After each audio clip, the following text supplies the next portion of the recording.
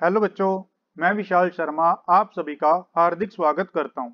प्यारे बच्चों, आज की वीडियो में हम कक्षा 7वीं की संस्कृत बुक का 4th चैप्टर करेंगे। 4th चैप्टर का नाम है बाल कवि सम्मेलनम। यह एक हास्यात्मक नाटक है जिसमें कि जो बच्चे हैं वो हास्यात्मक कविता सुनाते हैं। इस पाठ को शुरू करने से पहले आपको बताना चाहूंगा, अगर आप चैनल पर नए हैं, वीडियो पहली बार देख रहे हैं तो आप इस चैनल को सब्सक्राइब करें, शेयर करें और वीडियो की नोटिफिकेशन के लिए बेल आइकन को प्रेस करें। तो चलिए अपना टॉपिक शुरू करते हैं। इसको हम एक प्रेजेंटेशन के माध्यम से करेंगे, जैसा कि आप स्क्रीन पर देख सकते हैं। प्यारे बच्चों, आज के पाठ का नाम है हास्य बाल कवि सम्मेलनम। यह एक हास्यात्मक कवि सम्मेलन है। तो चलिए हम चैप्टर की हिंदी समझते हैं। विविध वेशभूषाधारिणः चत्वारः बालकवयः मंचस्य उपरि उपविष्टाः सन्ति। विविध अर्थात अनेक प्रकार के, विभिन्न वेशभूषाधारिणः, वेशभूषा अर्थात वस्त्र, धारिणः धारण किए हुए, चत्वारः चार, बालकवयः बालकवि, मंचस्य उपरि मंच के ऊपर, उपविष्टा संति बैठे हुए हैं। जैसा आप चित्र में देख रहे हैं, यहाँ पर चार बाल कवि बैठे हुए हैं जिन्होंने अलग अलग वेशभूषा अर्थात वस्त्र धारण किए हुए हैं। अधः श्रोतारः हास्य कविता श्रवणाय उत्सुकाः सन्ति कोलाहलं च कुर्वन्ति। अधः अर्थात नीचे, श्रोतारः श्रोतागण सुनने वाले, हास्य कविता श्रवणाय हास्य कविता सुनने के लिए, उत्सुकाः सन्ति उत्सुक हैं, कोलाहलम च कुर्वन्ति और शोर कर रहे हैं। कोलाहल का मीनिंग होता है शोर। संचालकः, संचालक बच्चों कहते हैं जो स्टेज को होस्ट करता है या मंच का संचालन करता है उसको कहा जाता है संचालक। अलम कोलाहलेन, कोलाहल अर्थात शोर मत करो। अद्य परम हर्षस्य अवसरः, आज बड़े हर्ष का अवसर है। यत अस्मिन् कवि सम्मेलने, जो हमारे कवि सम्मेलन में, काव्यहंतारः, काव्यहंतारः अर्थात काव्य को नष्ट करने वाले, काल यापकाश्च और समय को बर्बाद करने वाले, भारतस्य भारत के, हास्य कवि धुरंधरः, धुरंधर अर्थात श्रेष्ठ, समागतः सन्ति आए हुए हैं, कि भारत के श्रेष्ठ हास्य कवि आए हुए हैं। यही आइए करतल ध्वनिना, करतल अर्थात हाथों के तलवे, इनकी ध्वनि के द्वारा अर्थात तालियों की ध्वनि के द्वारा, वयम हम एतेषाम इनका, स्वागतम कुर्मः स्वागत करें। गजाधरः, पहला कवि कहता है, पहले कवि का नाम है गजाधर। सर्वेभ्यो अरसिकेभ्यो नमो नमः, कि सभी नीरस व्यक्तियों को, नीरस लोगों को नमस्कार है। प्रथमम तावत अहम, प्रथमम पहले, तावत तब तक, अहम मैं, आधुनिकम वैद्यम, आधुनिक वैद्य के विषय में, स्वकीयम काव्यम श्रावयामि, अपना काव्य अर्थात अपनी कविता सुनाता हूँ। वैद्यराज नमस्तुभ्यम यमराज सहोदर, यमस्तु हर्ति प्राणान, वैद्यः प्राणान धनानि च। वैद्यराज अर्थात डॉक्टर, यमराज सहोदर, यमराज का सगा भाई, सहोदर कहते हैं बच्चों सगे भाई को, जो सगा भाई है उसको कहा जाता है सहोदर। नमस्तुभ्यम नमस्कार है, कि हे वैद्यराज, यमराज के सगे भाई, तुमको मेरा नमस्कार है। यमस्तु हर्ति प्राणान, कि यमस्तु यमराज तो, प्राणान प्राणों को, हर्ति हरता है हरण करता है, वैद्य प्राणान धनानि च, और जो वैद्य है वो प्राण और धन इन दोनों का हरण करता है। तो यहाँ पर जो व्यंग्य किया गया है वो आधुनिक डॉक्टरों पर व्यंग्य किया गया है, कि जो डॉक्टर हैं आज के वो यमराज के समान हैं, परंतु ऐसा नहीं है कि सभी डॉक्टर यमराज के समान हैं। यह जो व्यंग्य है उन डॉक्टरों पर है जो ज्यादा पढ़े लिखे नहीं हैं, उन डॉक्टरों के ऊपर यहाँ पर व्यंग्य किया गया है। तो सर्वे उच्चै हसन्ति, सभी जोर से हंसते हैं। तो चलिए एक बार श्लोक का मीनिंग द्वारा करते हैं। वैद्यराज नमस्तुभ्यम यमराज सहोदर, कि हे वैद्यराज यमराज के सगे भाई तुमको मेरा नमस्कार है। कि यमराज तो प्राणों का हरण करता है, परंतु जो वैद्य है वो प्राण और धन इन दोनों को हरता है। सर्वे उच्चैः हसन्ति, सभी जोर से हंसते हैं। कालांतक, कालांतक कहता है, दूसरे कवि का नाम यहाँ पर कालांतक लिया गया। तो कालांतक बच्चों कहा जाता है यमराज को, जो काल का अंत करने वाला है, समय का अंत करने वाला है, उसे कहा जाता है कालांतक। कालांतक कहता है, अरे वैद्यस्तु सर्वत्र परंतु न ते मादृशः कुशलः जनसंख्या निवारणे। जनसंख्या निवारणे अर्थात जनसंख्या कम करने में, कुशलः कुशल, मादृशा मेरे जैसा, न नहीं, परंतु सर्वत्र, सर्वत्र अर्थात सब जगह। तो कालांतक कहता है, अरे वैद्यस्तु, वैद्य तो सर्वत्र सब जगह हैं, परंतु जनसंख्या निवारणे, जनसंख्या कम करने में, ते अर्थात वे अर्थात डॉक्टर, मादृशा कुशला न मेरे जैसे कुशल नहीं हैं। मम अपि काव्यम इदम शृण्वन्तु भवन्तः, कि आप, मम अपि मेरा भी, इदम यह, काव्यम काव्य कविता, शृण्वन्तु सुनिए। चितां प्रज्वलितां दृष्ट्वा वैद्यो विस्मयम् आगतः, नाहं गतो न मे भ्राता कस्येदं हस्तलाघवम्।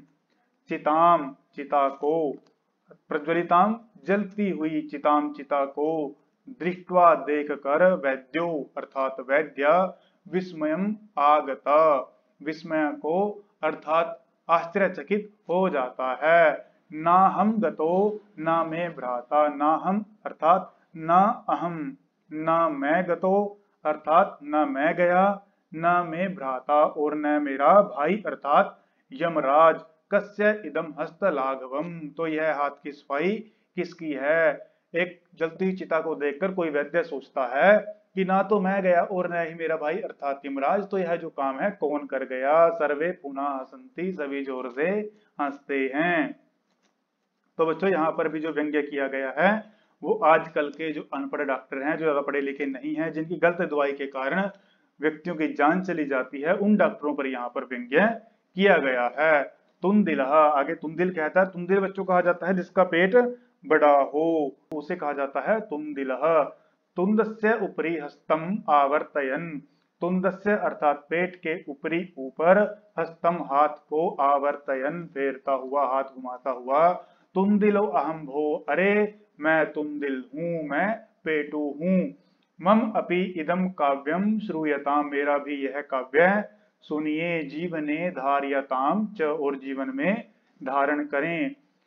परान्नम प्राप्य दुर्बुद्धे मां शरीरे दयाम कुरु, परान्नम दुर्लभम लोके शरीराणि पुनः पुनः। तुंदिल कहता है, परा अन्नम, दूसरे का अन्न अर्थात पराया अन्न, प्राप्य प्राप्त करके, मां शरीरे दया कुरु, शरीर पर दया मत करो, कि हे दुर्बुद्धि मानव, पर अन्नम अर्थात दूसरे व्यक्ति का अन्न प्राप्त करके अपने शरीर पर दया मत करो। परान्नम दुर्लभम लोके, क्योंकि जो पराया धन है वो इस संसार में बहुत दुर्लभ है, बड़ी मुश्किल से मिलता है। शरीराणि पुनः पुनः, जो शरीर है वो तो बार बार मिलता रहता है।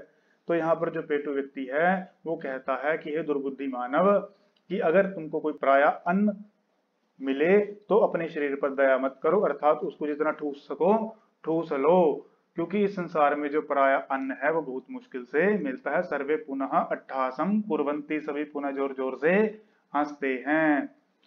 चारवाक, चारवाक कवि कहता है, आम आम हाँ हाँ, शरीरस्य पोषणम सर्वथा उचितम एव, कि शरीर का पोषण सर्वथा सदा उचितम एव उचित ही है। यदि धनम नास्ति, यदि धन नहीं है, तदा ऋणम कृत्वापि, तदा तब ऋणम ऋण को कृत्वापि लेकर भी, पौष्टिक पदार्थ एवं भोक्तव्य, पौष्टिक पदार्थ ही भोक्तव्य खाने चाहिए। चारवाक कवि कहता है कि हाँ हाँ, शरीर का पोषण तो उचित है, अगर धन न भी हो तो ऋण लेकर के पौष्टिक पदार्थ, पौष्टिक भोजन खाने चाहिए।